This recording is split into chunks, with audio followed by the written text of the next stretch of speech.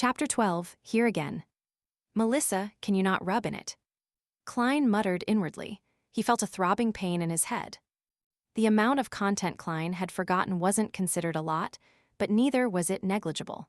The interview was in 2 days, so how could he find the time to make up for it? Furthermore, he was involved in such strange paranormal activity, so how would it be possible that he would be in the mood to revise? Klein gave his sister a perfunctory response and began putting on the appearance of studying. Melissa moved a chair over to sit beside him. With light shining from the gas lamp, she began working on her assignments. The atmosphere was serene. When it was almost 11 o'clock, the siblings bade each other good night and went to bed. Knock. Knock, knock. Poundings on the door roused Klein from his dreams. He peered out of the window to see the first glimmer of dawn. In a daze, he flipped over and sat up. Who is it? Look at the time now. Why did Melissa wake me up? It's me, Dunn Smith, a man with a deep voice outside the door replied. Dunn Smith, don't know him. Klein got off his bed and shook his head as he walked towards the door. He opened the door to see the gray-eyed police inspector, whom he had met the day before standing in front of him. Alarmed, Klein asked, Is there something wrong? The policeman replied with a stern look, We found a carriage driver. He testified that you had gone to Mr. Welch's place on the 27th, the day when Mr. Welch and Ms. Naya died. Furthermore, Mr. Welch was the one who paid for your transportation fees. Klein was startled. He did not feel a tinge of fear or guilt that one would expect from having his lies exposed. It was because he was not even lying. In fact, he was surprised by the evidence provided by Dunn Smith. On the 27th of June, the former Klein had indeed gone to Mr. Welch's place. On the night that he returned, he killed himself, the exact same way as Welch and Naya did. Klein gave a forced smile and said, This is insufficient evidence. It does not directly prove that I am associated with the death of Welch and Naya. Honestly speaking, I'm also very curious about the whole incident. I want to know what exactly happened to my 2 poor friends. But, I really can't remember. In fact, I have almost completely forgotten what I had done on the 27th. You may find it hard to believe, but I fully relied on the diaries I had written to roughly make a guess that I had gone to Welch's place on the 27th. You sure have great mental fortitude, Dunn Smith said while nodding. He showed not a trace of anger, nor was he smiling. You should be able to hear my sincerity. Klein looked him straight in the eye and said, I'm telling the truth, of course only part of it. Dunn Smith did not give an immediate response. He swept his glance across the room before saying slowly, Mr. Welch lost a revolver. I guess I should be able to find it here. Right, Mr. Klein? Indeed. Klein finally understood where the revolver had come from. A thought flashed in his mind, and he came to the final verdict in an instant. He raised his hands halfway and retreated, leaving a path open. Then, he signaled at the bunk bed with his chin. Behind the bedboard. He did not specifically mention that it was the bottom deck, as no one would normally hide things at the back of the bedboard on an upper deck. That would be too obvious for guests to notice at a glance. Dunn Smith did not move forward. The corners of his mouth twitched as he asked, Nothing to add on. Without hesitation, Klein replied, There is.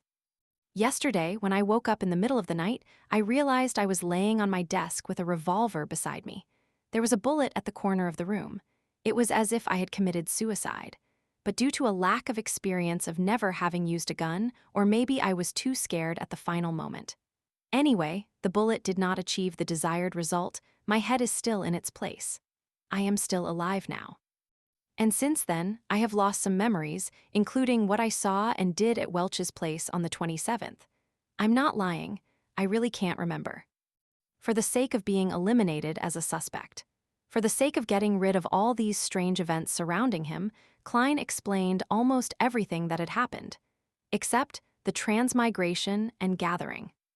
Also, Klein was careful with his words, allowing every sentence to be amenable, such as not revealing the fact that the bullet had hit his brains, but only mentioning that it did not achieve the desired result and that his head was still in its place.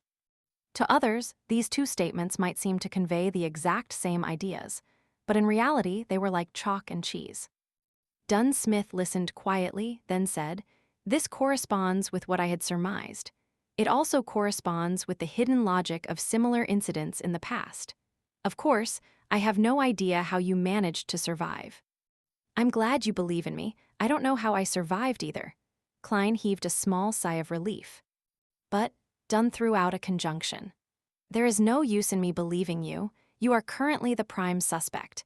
You have to be confirmed by an expert that you have indeed forgotten what you went through, or that you indeed have nothing to do with the deaths of Mr. Welch and Miss Naya." He coughed, his expression becoming serious. "Mr. Klein, I seek your cooperation on coming with me to the police station for the investigation. This should take roughly 2 to 3 days if it is confirmed that there are no issues with you." "The expert is here," Klein asked blankly in return. "Didn't they say it would take another 2 days?" "She came earlier than expected." Dunn turned sideways, signaling for Klein to leave. "Allow me to leave a note," Klein requested. Benson was still away, and Melissa had gone to school.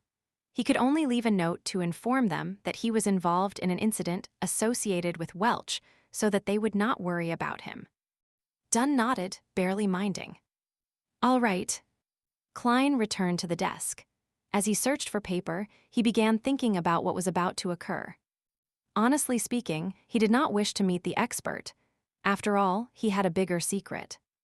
In a place where there were 7 major churches, under the premise that Emperor Roselle, who was suspected to be a transmigrator predecessor, was assassinated, a thing like transmigration usually meant having to go to court and enter arbitration.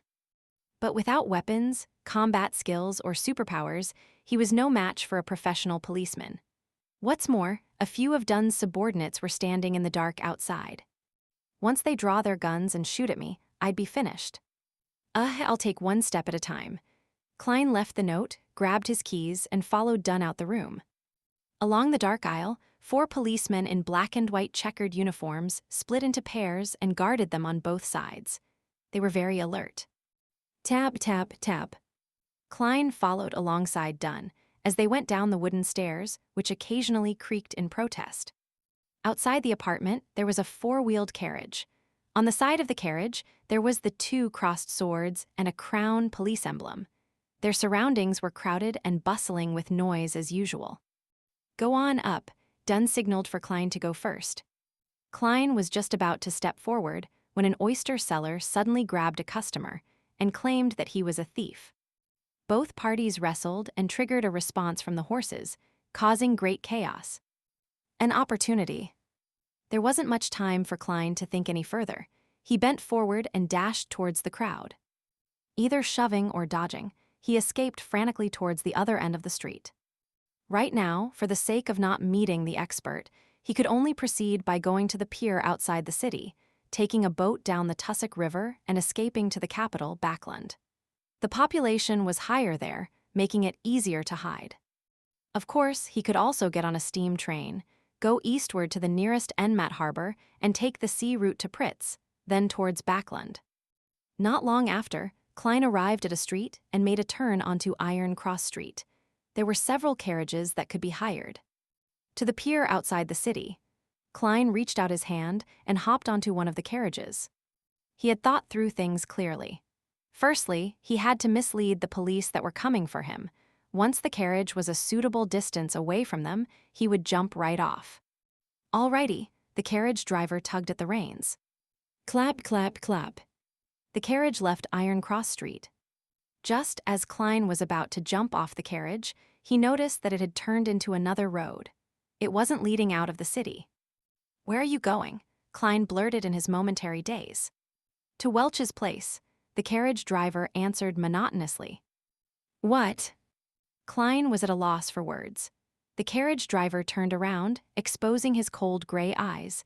It was Dunn Smith, the gray-eyed policeman. "You?" Klein was flustered. Everything suddenly became a blur, as though the world spun around him when he instantly sat up.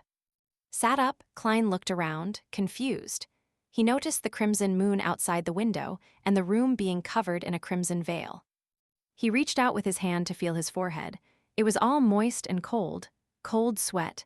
His back felt exactly the same. It was a nightmare. Klein heaved a sigh. All is well, all is well. He found it weird. He was rather clear-minded in his dream. He was even able to think calmly. After calming down, Klein looked at his pocket watch. It was only 2 in the morning. He got out of bed quietly and planned to head to the washroom where he could wash his face and empty his burgeoning bladder. He opened the door and walked along the dark corridor. Under the dim moonlight, he walked lightly towards the washroom.